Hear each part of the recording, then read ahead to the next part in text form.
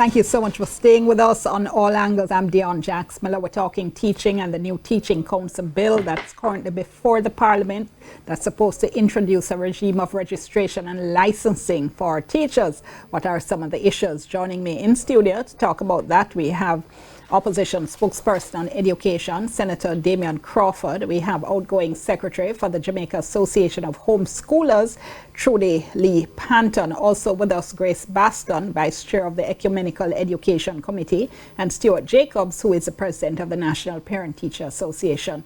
Thank you all so much for joining us. Pleased to have you. And let me start with you, Mrs. Baston. First of all, your overall view of this bill, is it necessary? Yes. It is the position of the Ecumenical Education Committee that it's a good piece of legislation. It's been long in the baking, but a law that seeks to recognize and to promote teaching as a profession and all the things that are stated in the front part of the bill about what its purpose is, fit and proper people, establishing standards. We welcome that. We're very happy that apparently there was a response to our submission to the committee when we made our presentation. We asked for more membership on the board, and it was instead of having 3, now we have 4. We're a little concerned that we don't see trusts mentioned. The bill speaks about employers, and it makes reference to religious denominations, but the EEC represents schools owned by religious denominations and trusts, and it bothers us a little bit, but we feel it, there's time to get that in there. But no, we're happy it's here. We have some concerns. I don't know if that's when we want to talk about those. Absolutely. No. Oh, sure.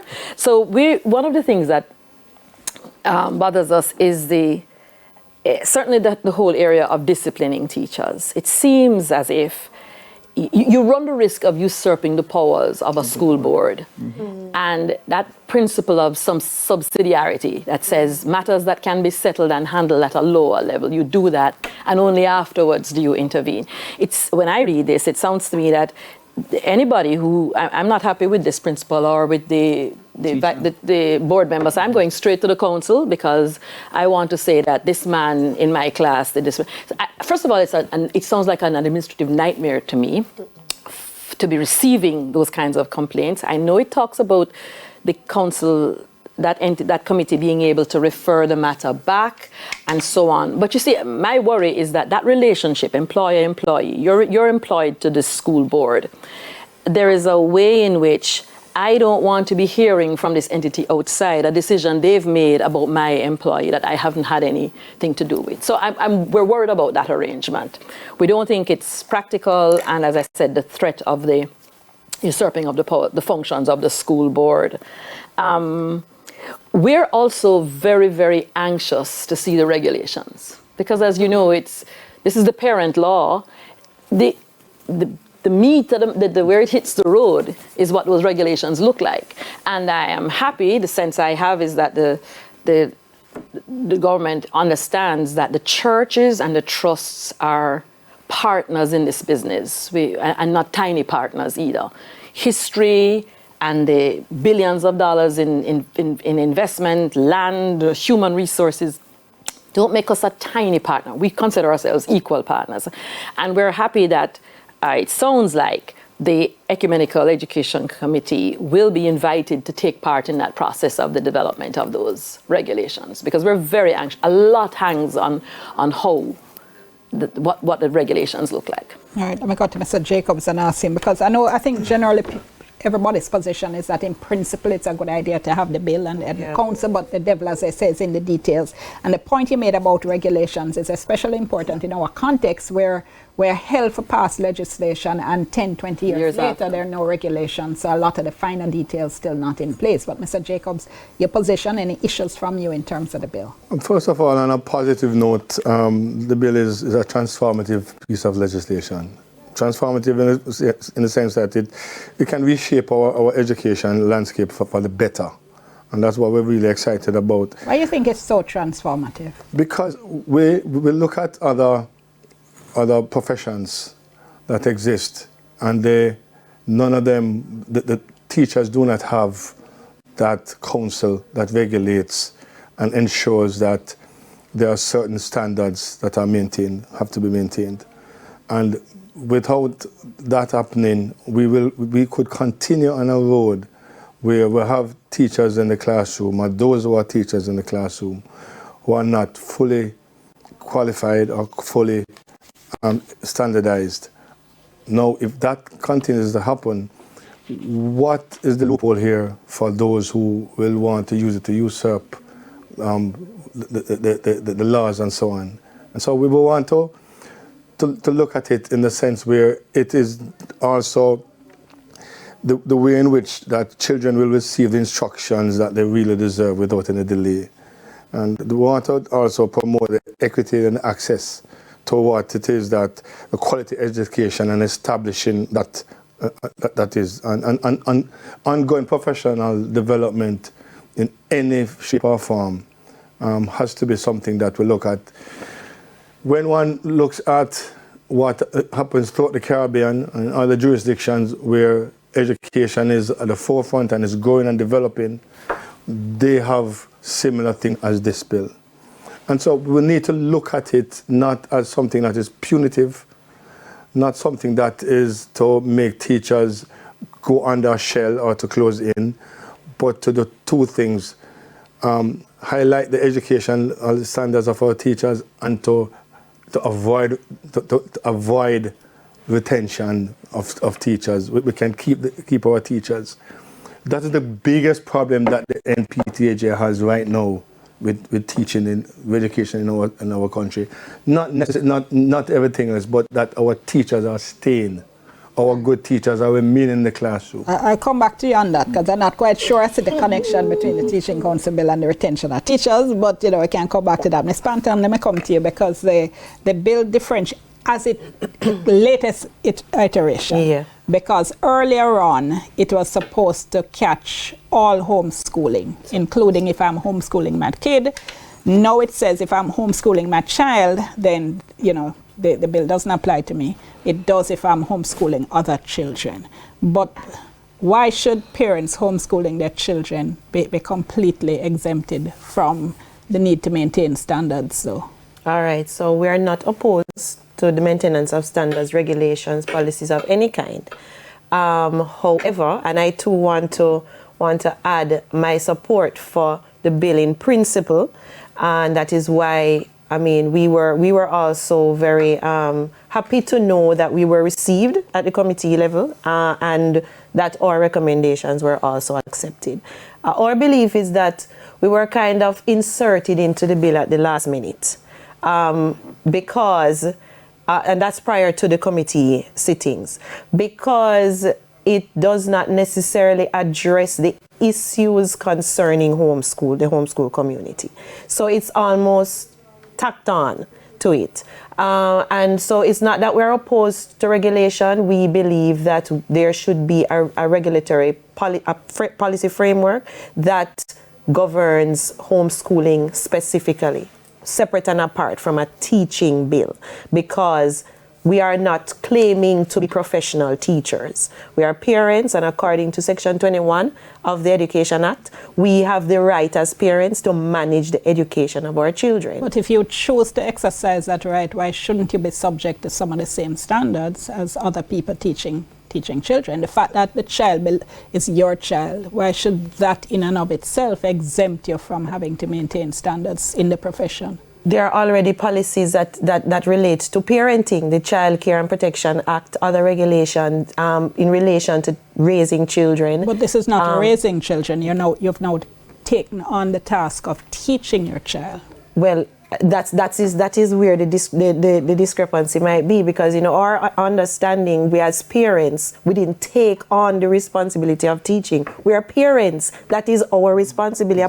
A part of raising your child is to teach your child. The water becomes muddy when you now say, okay, because I'm a parent, I need permission to teach my child math. But when I sit at the dinner table and we're discussing the price of the food in the plate, I'm teaching my child math. Oh, but with respect, that has nothing to do with the obligation to school children according to the curriculum laid down by the Ministry of Education. And we are not opposed to that either. So we're not But you're saying, differentiating between the two, and I'm saying, how do you differentiate? what I'm differentiating is the way that this particular, the purpose of this particular bill, this teaching bill, to govern teachers in the public space, teaching children in a particular context. We are saying that there needs to be consideration for a policy that directly concerns our special condition of teaching. Homeschooling is very different from a classroom setting, home teaching. And so we are saying that there are already policies with the Independent Schools Unit, and we want to continue those discussions with Independent Schools Unit to create laws that actually better suit our circumstances. So we're not above regulation in any way. Come back to that. We're nearly at the break, but Senator, you want to say in a minute if you have a position on the homeschooling issue? Yes. And when we come Well, back, they're already regulated. You can't willy-nilly start a homeschool. You must be approved by the ministry, with the curriculum also approved, and there's also review of what is happening. So that has already started to happen. What this has done is to remove some of the possibilities for homeschoolers to actually expand their range to their students. For example, at my house, my sisters live on the same land, 3 of us. I am the math person, Georgia Crawford, the communication person, and Kerry Crawford is the language person.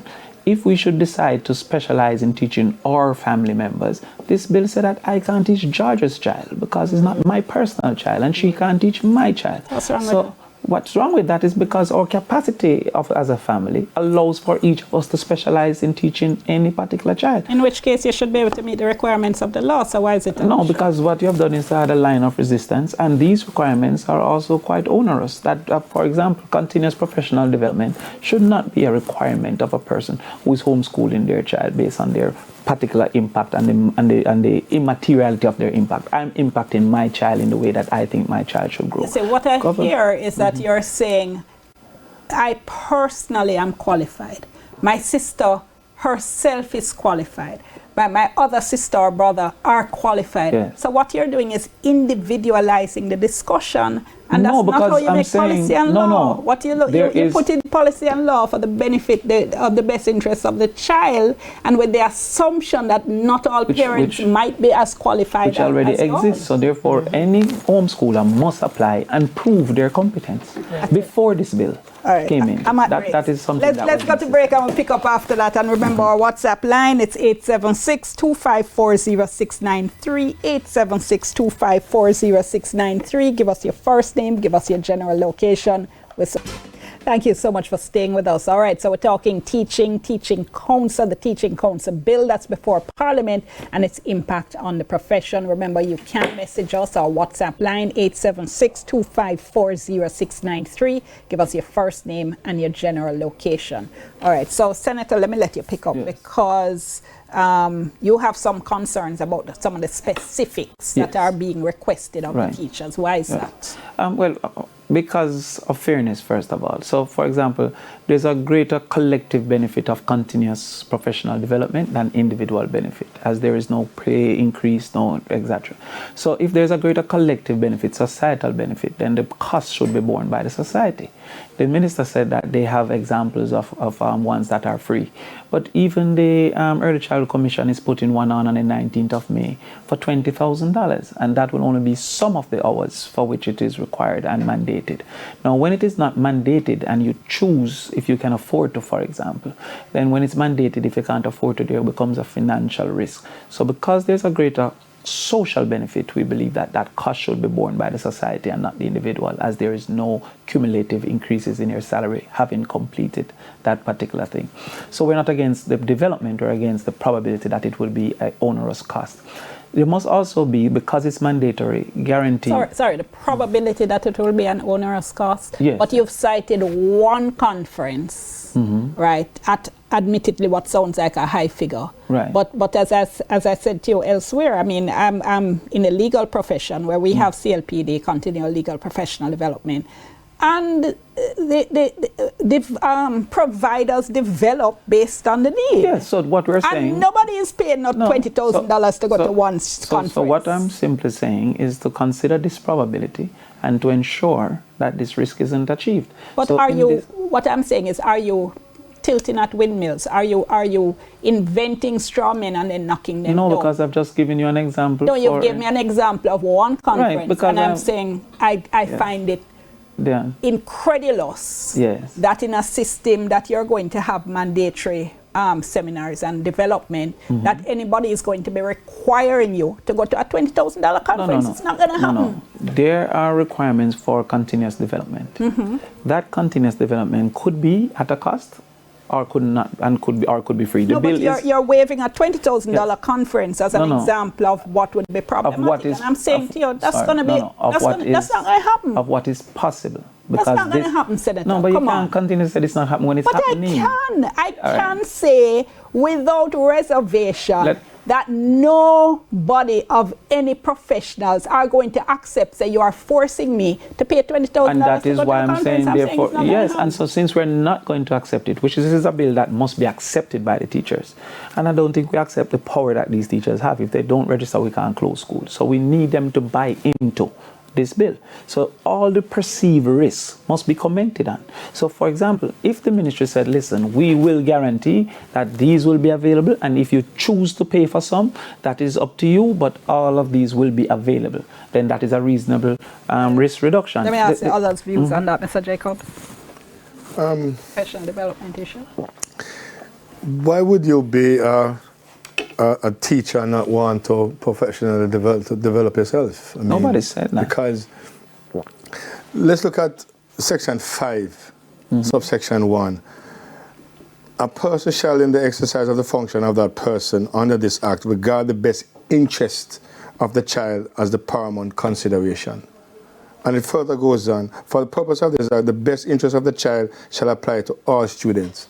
Now, if you are going to be training students to develop first world, to meet the requirements that is out there waiting for them yes. to fit in and to add value to themselves and to the wider society, why wouldn't you want to develop? You're saying it's an investment in self. It's an investment in self, and it's an investment overall in the education system. You're painting a wall that don't exist. Listen to no, because I gave an example of one that actually exists. But this is what I'm saying. Just listen to what I'm saying. Yeah. Professional development, as is required, doesn't lead to any salary increases or any benefit increases. So the individual it doesn't speak to it. It doesn't say here. It doesn't say. It doesn't say. So the individual benefit is not but it leads to societal improvements. But I'm saying, benefit though, what is happening is that you're equating individual benefit with only financial remuneration and increases in salary. As is reasonably considered by most individuals. Becoming, so growth and all of that better is in your great. field. It gives you the opportunity. So what I've said is not that there's an absence of benefit, but there's greater social benefit if the collective teachers continue to improve themselves. If there's great social benefit, then I believe that the reasonable placement of the financial obligation is on the society, let me hear which I believe the government. Right. So I was wanting to add, a good teacher, whether or not anybody puts on any professional development course, spends her summer or some time improving her practice or his practice. A good teacher, especially nowadays, you go online, you go to a free this, a free that, because you're interested in doing better what you do, improving your craft. You're taking every opportunity. Nobody has to, a good teacher does that on their own, just to say that. And it is good in itself. Because, not just intrinsically, it's instrumentally good because you're going to do better. But I agree, given how we're able to or not able to properly remunerate our teachers, those arrangements should be made so that the things we're making compulsory should be available to the teachers. Yes. They should be taken, the council should see to it that these experiences are provided, and because we're insisting that you go, then you shouldn't be asked to be, we are already badly paid. Right. Right? It's like my quarrel all the time about the materials teachers are to have. I'm like, where to find the money to buy it? But so I am agreeing that it ought not to be a burden to the teachers, but I don't see it. I think the point the minister was making earlier is that the council does exist now, and it puts these opportunities on, and teachers can access them. And my sense is that that is what would obtain. And that's what we're saying. Make that commitment. right? Whether in the bill or in just conversation, that this is the direction that we're going. Because without that commitment, the lack of knowledge leads to risk. And once it's an obligation, a person incapable to afford may lose their livelihood. And so therefore we're saying that should be there. Not that we're against professional development, we're just saying it should be. Because to Mrs. Bastian's point, no, anything that you do must be approved by the JTC. So the ease of just going online, finding something, doing it, don't necessarily apply with this new bill, because those continuous development programs have to be approved by the JTC for them to be applicable. Yeah, but I think within that hours. Well, my little bit of experience with it is that they have to, so if you want certification, if you want the JTC to approve that in fact this equals 2 credits or one, yes. they have, and I think that's fair enough. Right, yes. I can't say, I watched a 5-minute video and I did a quiz with 10 points, and so that counts for a credit. So I'm agreeing that should be, yes. But I'm sorry. No, go ahead. As reflecting on teachers having, the fear that teachers are going to have a difficulty with this, because I remember at the start the JTA was, really. But one of the things I've come to appreciate as a principal is this: holding teachers accountable, to high standards of performance is extreme. There's nothing more demoralizing to an excellent teacher than somebody beside them not doing what they're supposed to do and nothing happens. They will not say anything to that person. We're in the staff room, we're colleagues, but they expect you to deal with that. Right. Because I am on time, I meet my deadlines, I'm in my class, I mark my papers, I plan. And this person is beside me, for one of a slacker, and nothing happens. What is going on here? It is extremely demoralizing. Good teachers want their colleagues themselves to be held to high standards. And that has made me say more and more, we need to be holding our teachers. That's one of the benefits of the bill. The equity theory suggests that good teacher may reduce their efforts so that there is some equity in what's happening. I'm getting the same pay, I'm putting in all this effort, and this person is not doing it. However, to hold accountable does not suggest that we can't have a fund for legal representation. No, absolutely. So these are some of the things that we're saying. I'm not against accountability, but many persons who have been found not guilty still have the punishment of the cost of legal representation.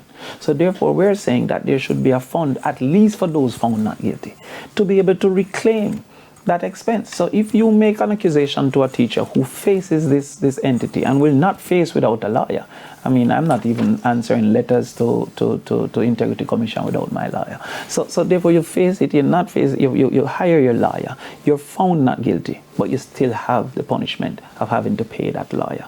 We believe that a fund should be in place. So we are in agreement that there should be, but with the ease of complaint. And I want to say something about our principals. There's no obligation to inform the principal of a research, you call it, or whatever, that this teacher is on the investigation. So the only time the bill states an obligation to inform the principal is when you find that you have make a finding and say the license is no longer valid. This principal then must now immediately move into trying to find a replacement, which we have seen is not immediately available. So there should be, we believe, a change that the principal should be advised immediately once the investigation starts and be kept abreast except though so that they can know. If your argument is that the principal should be informed immediately just for, I don't know, preparation. Protocol. No, it can't be for preparation, because you can't start to look for a replacement.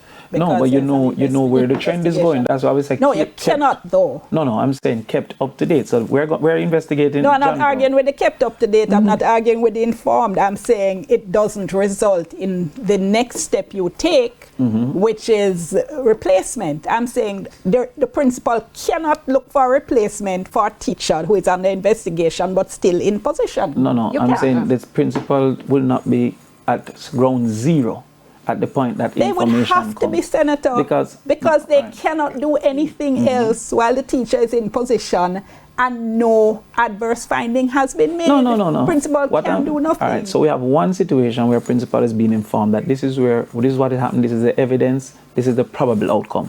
We have another situation where the principal is uninformed until a decision is made. Senator, you're wrong on this point. All right, I'll accept this one because... Let's go to the break.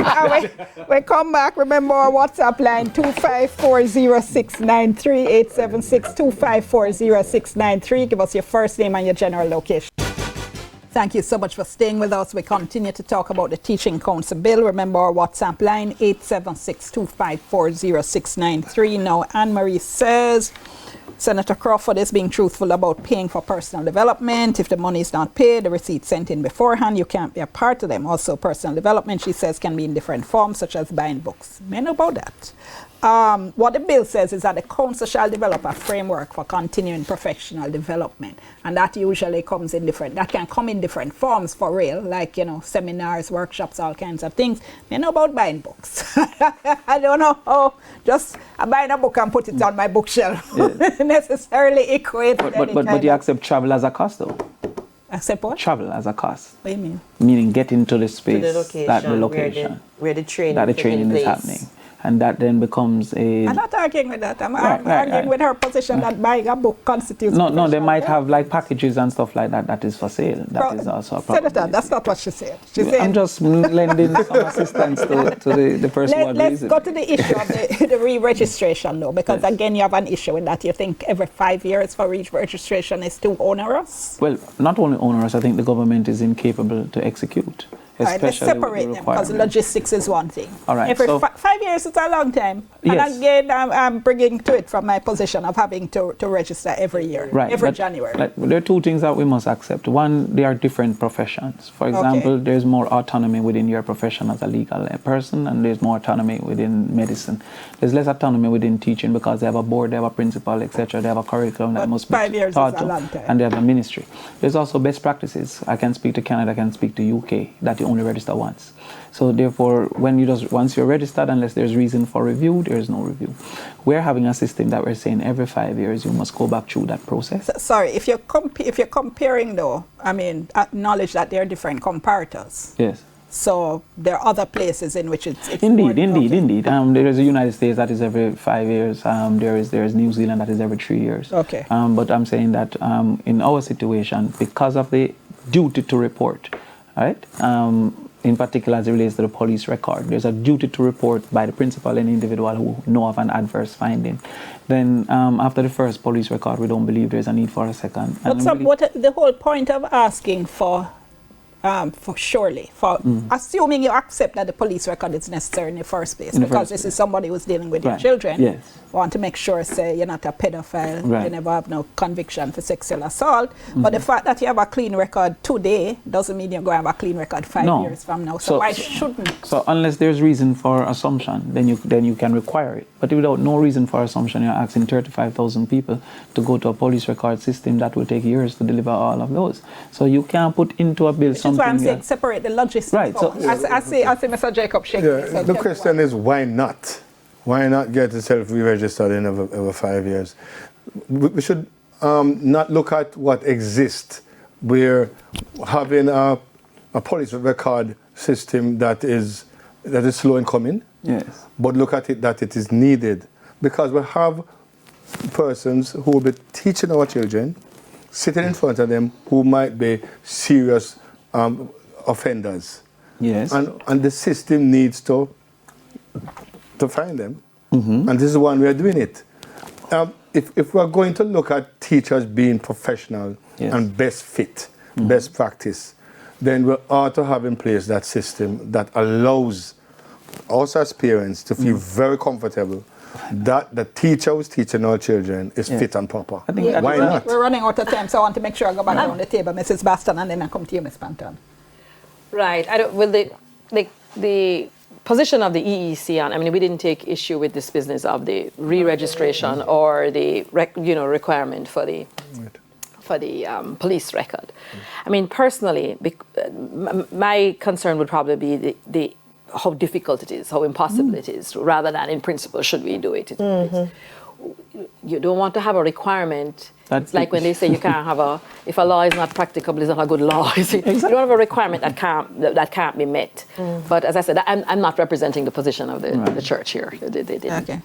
Yes, similar position, except in addition to that, though, I'm wondering if if we are really getting to the root of this, of the issues in the education sector, I mean, like how many reports of these kinds of situations do we get now? Because we don't have that in place now. So how much of a problem is it now, as compared to some other much more significant issues with the education system? As a parent and as somebody involved in the community, homeschooling community, there are parents who come into the community not because they necessarily wanted it, but because they felt like they had no choice because of all of the issues that their children have faced in the school system that never have nothing to do with whether or not somebody was a criminal before, during, or after.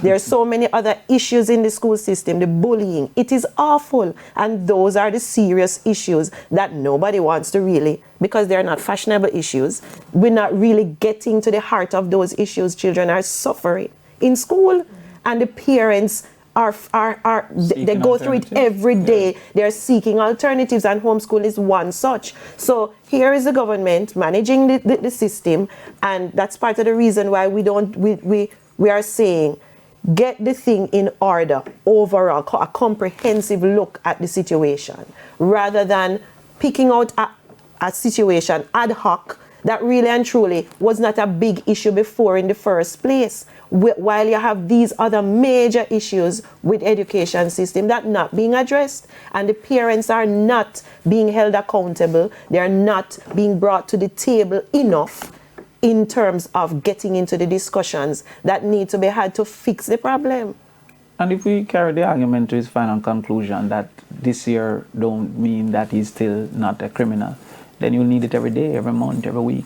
That can change. So therefore, as I said, the principle of it... that's not a logical conclusion. No, I'm saying the person... The point is that the argument is that in 5 years... Don't give a lifetime pass. And which UK does. But I'm saying that 10 years seems to be more in the capacity of the government to execute. And that is very important for us to consider. Because if you're late, you're in breach. And that lateness can be because of the incompetence of the organizations to do what is required of you to present. And that is a problem to us. Is there anything, Mr. Jacobs, I'm nearly out of time, that you don't want to say changed?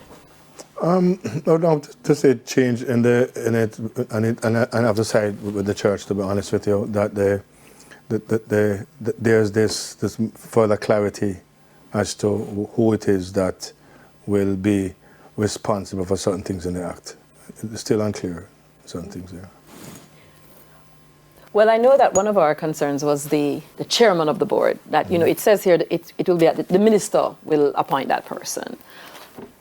It seems to us that that person might be better elected, but at least the deputy chairman, because according to this, the minister appoints both people. It seems like that committee, once it's formed, should be able to elect the second person to do that. So that's one of the recommendations we had, and we also felt that the churches and trusts needed to be represented on it speaks about developing a code of ethics, and we thought it was important. Again, when they talked about developing it, they didn't say in collaboration with owners of schools or again, the churches and trusts feel very strongly that we have a role to play there, especially when it comes on to developing codes of ethics, as well as even designing some of those professional development experiences. There's something that the churches and trusts have to offer. So we would want to say that broaden wherever they list in collaboration with, and they'll say, you know, somebody representing the teachers' bodies. We feel missing from that are the owners of schools. Okay. Ms. Panton, I know you said, well. Yeah. Yes, and just to wrap up, that, I mean, generally we're good with regulation. What we do believe, as speaking on behalf of the politically disillusioned in Jamaica, parents, it is that we don't feel education should be politicized, and therefore if there are issues with the bill, generally speaking, let's deal with them. Let's take our time, go through the issues. There's no need to rush it, because it affects our children. At the very heart of it, our children are the focus. Absolutely. And Senator? And that's the reason for debate. The reason for many persons are being informed, because there is a conversation.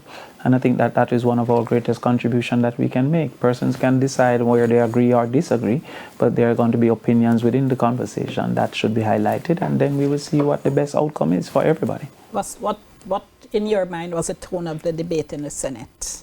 Oh, it was cordial, and that is why I'm so disappointed with what has happened after the Senate, because I even congratulated the minister on her first bill. But the fact that, and I'm very concerned personally because I'm a volunteer teacher. I witnessed it. I teach, yes, When I was yes, there. it was quite cordial, but outside now it's a little bit caustic. But I teach every Saturday as a volunteer, and that removes the ad hoc requirement because it's not ad hoc once I go every Saturday.